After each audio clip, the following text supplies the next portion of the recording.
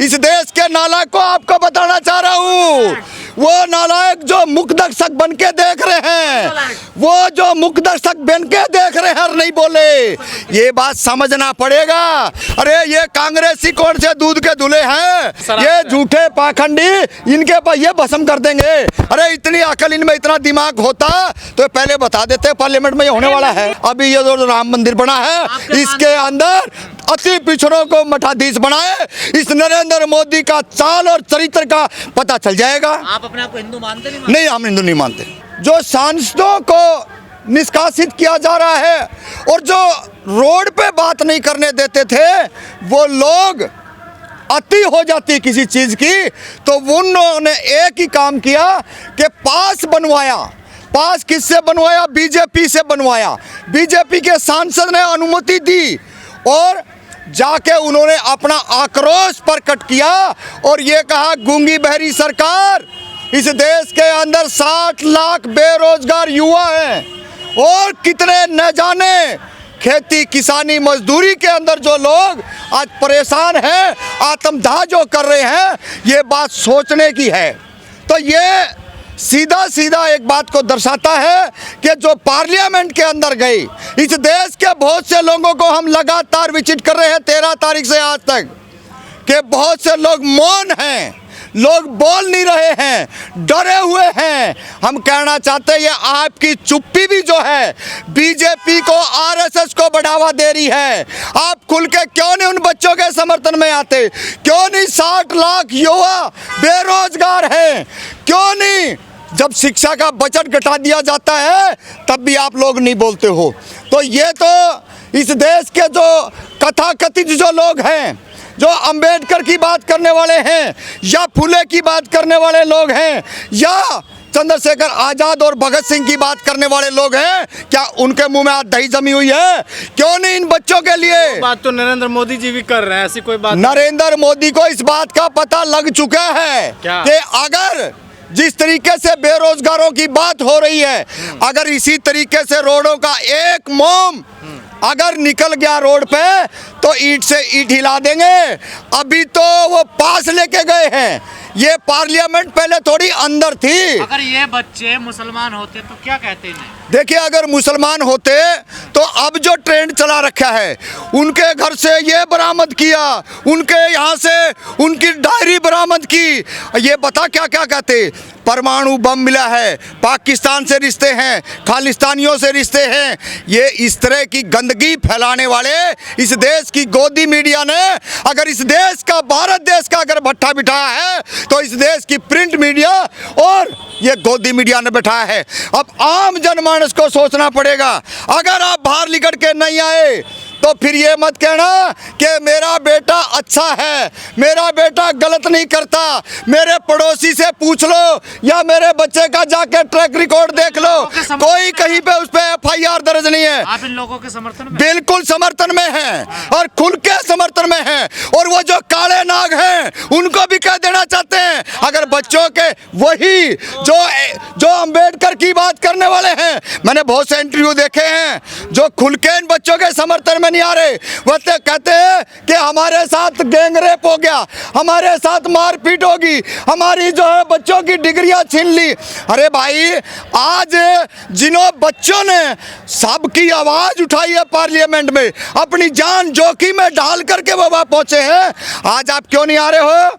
आज खुल के हर जन को आना चाहिए, हर छात्र को आना चाहिए, ताकि इस देश के अंदर ये तानाशाही सरकार को कानून इजाजत है। ये कानून बड़ा बढ़िया बन गया, जंतर मंतर के ऊपर। सुनिए, आज 19 तारीख है और बेरोजगार आंदोलन था। आज कानून इजाजत देता है संसद में? बिल्कुल देता है, बिल्कुल देता है, बिल्कुल देता है। भाई, जब आप जंतर मंतर पे बात नहीं करने दोगे, बेरोजगारों का आज आंदोलन था और ज्यादा नहीं कर, हमें 4 से 5 हजार लोग आने थे। पूरे बैनर पोस्टर जंतर मंतर पे लगाए गए और इस बेहुदा सरकार और सिस्टम ने आज उनका आंदोलन को कुचलने का काम करा है। ये देश का आम जनमानस समझ ले, जब पढ़े लिखे बच्चों की आवाज जंतर मंतर पर नहीं उठती है तो भैया पार्लियामेंट में घुसने का बिल्कुल रास्ता बनाना पड़ेगा। होने का तरीका नहीं लगता आपको? कोई फेमस नहीं, क्या फेमस है? 2014 से पहले तो तोड़कर आप घुसोगे क्या कानून तोड़ा है? लीगल प्रोसीजर से गए हैं और अपनी बात कही है, बम लेके गए थे। सब पे स्मोक अटैक हुआ है, आप इसे हल्के में ना ले। तमाम सोशल मीडिया पे लिख रहा है कि फांसी की सजा होनी चाहिए। AK-47 लेके गए थे, परमाणु बम बांध के गए थे वहां पे। अगर हमारी मनसा जितने गंदे ये हैं, अगर हमारी मानसिकता ये होती तो हम भैया बहुत कुछ लपीट के जाते वहां पे। लेकिन हमने इस गूंगे बहरों को, अंधों को, अपाहिजों को ये बताने के लिए वहां पे गए थे, आप देश की हालात को जान लो। और वो बात मुखरता से है और उनके पूरे समर्थन में तमाम हरियाणा के किसान और तमाम, मैं हिसार से आता हूं और हिसार से नीलम आती है और तमाम लोग बेटी नीलम के साथ खड़े हैं, नीलम आजाद के साथ हैं और तमाम 60 लाख शर्मा जी के साथ रही हो? बिल्कुल शर्मा जी के साथ हैं। ये जाति नीलम का नाम? नीलम नहीं, तमाम जो 6 से 7 जो बच्चे हैं उनके साथ खड़े हैं, उनके साथ खड़े हैं। और आगे भी अगर पार्लियामेंट में मैं तो, मेरे को मौका नहीं मिला नहीं, मैं तो उनको कहा कूदने देता, हम खुद जाते। अनुराग ठाकुर जी का कहना है कि ये कांग्रेस के भेजे हुए हैं। अनुराग ठाकुर बेतली का लोटा है, उसको कोई ज्ञान नहीं है। इस तरह की ये घने पाल रखे बीजेपी वालों ने। ये समझ लेना, इस देश का बेड़ा गर्क अगर किसी ने किया है तो यही लोग हैं अनुराग ठाकुर जैसे। तो अब मिल गया रोजगार इनको? हाँ, रोजगार मिला ना। नरेंद्र मोदी जी कभी भी नहीं बोला था, 1.5 साल में जुबान खोली थी किसान आंदोलन में, तीसरे दिन आ गया सांप की तरह से फकरे ही, और क्या कहा जांच चल रही है। और अभी तो देखिए, इस देश के नालायक को आपको बताना चाह रहा हूँ, वो नालायक जो मुखदर्शक बन के देख रहे हैं, वो जो मुखदर्शक बन के देख रहे हैं और नहीं बोले, ये बात समझना पड़ेगा। प्रधानमंत्री की मजबूरी होगी है और प्रधानमंत्री ने आके बात अपनी रखी कि सब कुछ निगरानी में जांच चल रही है। और दूसरी बात, शर्मा जी के बेटे से और वीडियो कॉल करके बताया जा रहा है, पेरेंट्सों से बात कराई जा रही है। ये कितना बड़ा मामला है। अगर वो आतंकवादी होते, अगर जिस तरीके से सांसदों ने पिटाई कुटाई करी है, मैं तो कहूँ इस देश के अंदर लोकसभा और राज्यसभा के स्पीकर अगर जिंदा है तो उनको पनिशमेंट मिलना चाहिए।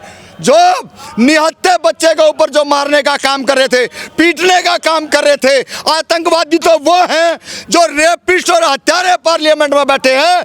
ओरिजिनलिटी इस देश के आम जन को समझनी पड़ेगी। मतलब जो संसद में कूदे वो आतंकवादी नहीं? बिल्कुल भी नहीं। इस देश के किसान, मजदूर, दलित, पिछड़ों के बच्चे हैं और सीना ठोक के कहा है। दलित कोई नहीं है उसमें? कौन नहीं है? कौन है? कौन है? अरे कोई नहीं है। इस देश के अंदर, इस देश के अंदर यही गंदगी जो बीजेपी कार्यालय की चाय पी के आता है ना, और संघ विचारधारा का है, वो इस तरह के प्रोपगंडे फैलाते हैं। नीलम कौन है? एक प्रजापति जिसका परिवार खेती करता है और दूध का और मिठाई का छोटा मोटा कारोबार करता है। और जिसकी आप शर्मा की बात कह रहे हो, वो एक बढ़ई का लड़का है, कारपेंटर का लड़का है, और उसके साथ में इसी तरीके के बच्चे हैं। इस देश के अंदर जो गंदगी फैला रहे हैं और जो चुप्पी साध रहे हैं, वो जान ले उनकी बारी जरूर नहीं, है। आप उनके समर्थन में आ रहे हैं। अभी तो वो स्मोक लेकर गए, कल को बम लेकर चले गए तो? अच्छा, आपसे बात हो रही है क्या? आप लोगों से बात हो रही है? अरे इसमें बेरोजगारी ना दिखती आपने? और नारे लगाए, नारे कौन से लगाए? आप कह रहे हो बम लेके चले जाओ। अगर हमने ऐसे उड़ाने होते तो पूरा दिन यही घूमते हैं रोड के ऊपर, कहीं वो नहीं है। हमने तो बताया था कि इस पार्लियामेंट के अंदर जितने भी जो लोग जा रहे हैं वो सारे के सारे हत्यारे और रेपिस्ट, कभी मजदूरों की, किसानों की बात नहीं करते। और युवा का तो छोड़ दीजिए, जब शिक्षा के बजट घटा दिए जाते हैं तो आप क्या मान रहे हो? उस ग्रुप में आप तो शामिल नहीं थे कहीं? हम बिल्कुल शामिल है ना, आपने तो बिल्कुल बिल्कुल शामिल है। और आप बोल दियो मोदी को और अमित शाह की पुलिस को रामपुर जांगड़ा को गिरफ्तार कर ले, हम तैयार बैठे हैं। पहले भी जेल गए। अरे ये कांग्रेसी कौन से दूध के धुले हैं? 19 जून 2014 को भूपेंद्र हुड्डा मुख्यमंत्री हरियाणा का था, और जब काले झंडे दिखाने वाला हरियाणा में कांग्रेस को भगाने वाला अकेला ये रामपुर जांगड़ा था। कांग्रेस का पतन वहां से शुरू हुआ था और आज भी कांग्रेस सत्ता में नहीं आई है। बीजेपी से पैसे ले लिए क्या? अरे हम क्यों बीजेपी से लेंगे? बीजेपी का तो इतना बुरा हाल है, जो पैसे ले रहे हैं उनके बच्चे आतंकवादी बन रहे हैं, बिट्टू बजरंगी बन रहा है, मोनू मानेसर बन रहा है। अब ईवीएम से कोई शिकायत नहीं? ईवीएम से शिकायत है? कौन कहता है ईवीएम से शिकायत नहीं है? पूरी की पूरी शिकायत है ईवीएम से कि इस देश के अंदर जो ईवीएम बनाने वाले हैं, जब वहां पे ईवीएम से चुनाव नहीं होता तो भारत देश के अंदर ईवीएम से चुनाव नहीं होना चाहिए। ये मुखरता से देखिए, अयोध्या जो निकम्मे नालायक जलील जल्लाद लोग हैं वो जाएंगे, हम जाएंगे इस देश की पार्लियामेंट के अंदर, हम जाएंगे स्कूल कॉलेजों के अंदर, हम जाएंगे खेती किसान मजदूर के पास, हम जाएंगे फैक्ट्री मजदूर के साथ में। ब्राह्मणों का अपमान कर रहे हो? हम किसी का अपमान नहीं कर रहे। श्राप लगेगा। अरे हमने इनके शराफों से बहुत आगे निकल गए, बहुत आगे। ये झूठे पाखंडी, इनके पास ये भस्म कर देंगे। अरे इतनी अकल इनमें, इतना दिमाग होता तो पहले बता देते पार्लियामेंट में ये होने वाला है। मंदिर बनवाया है, सर ऊंचा होना चाहिए आपका। अच्छा, मंदिर पर जाके कटोरा लेके बैठ जाओ और भीख मांगो वहाँ पे। उस मंदिर के अंदर जो मंदिर जो बनवाने वाले लोग थे, आज उन्हीं को जाके पार्लियामेंट में आवाज देनी पड़ रही है। आप तो पिछड़े हैं, दान चढ़ाइए। अरे भाई, हमने बताया जिसको जो बाबरी मस्जिद की पहली ईंट उखाड़ने वाले लोग थे, वही आज कहाँ खड़े हैं। वो जो मंदिर जो बना है उसके अंदर किस पांडे जी को बनाया है मठाधीश, ये तो समझना पड़ेगा उन लोगों को कि आपने इस देश का संविधान चाहिए या देश के अंदर शिक्षा रोजगार चाहिए। क्या आप दलित पिछड़े भी मंदिरों में ट्रस्टी बनेंगे? बनना चाहिए, शूद्र भी बिल्कुल चाहिए, बनना चाहिए। और जब तक वो 5 मठ हैं, इन 5 मठों में से अगर वो हमारे को हिंदू मानते हैं तो चैलेंज के साथ कह रहा हूं मैं, भाई हम 3 मठ हमने दे दो। अगर वो हमने हिंदू मानते हैं तो 3 मठ दे दो। और पहला एक ही मठ है, अभी ये जो राम मंदिर बना है इसके अंदर अति पिछड़ों को मठाधीश बनाए। इस नरेंद्र मोदी का चाल और चरित्र का पता चल जाएगा। आप अपने आप को हिंदू मानते नहीं, हम हिंदू नहीं मानते। क्या मानते हो तो? हम इस देश के अंदर हिंदू नहीं हैं, हम जो है इस देश के किसान मजदूर दलित पिछड़े वंचित शोषित पीड़ित हैं।